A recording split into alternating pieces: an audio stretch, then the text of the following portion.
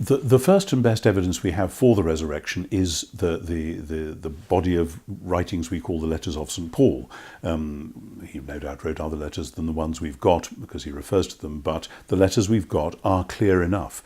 And in those letters, and specifically in 1 Corinthians chapter 15, Paul says, "Here is the message which when I came to you, I preached from the beginning, and I passed it on to you, but actually it wasn't just me.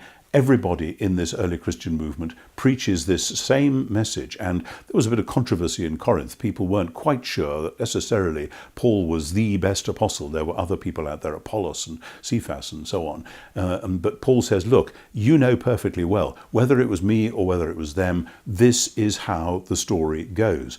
Paul is writing that letter about 20 to 25 years after Jesus' crucifixion, but he is quoting traditions which go back clearly much longer than that and are universal, and he appeals to them as being universal across the early Christian movement.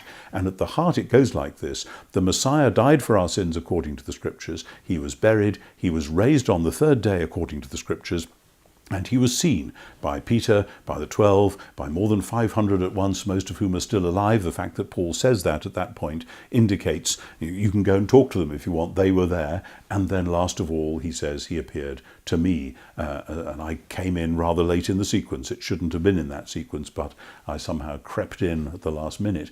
So Paul is there quite clear about something that has happened in closely living memory, for which there are plenty of eyewitnesses around, and that this is the absolute rock bottom basis of this whole thing we call Christianity.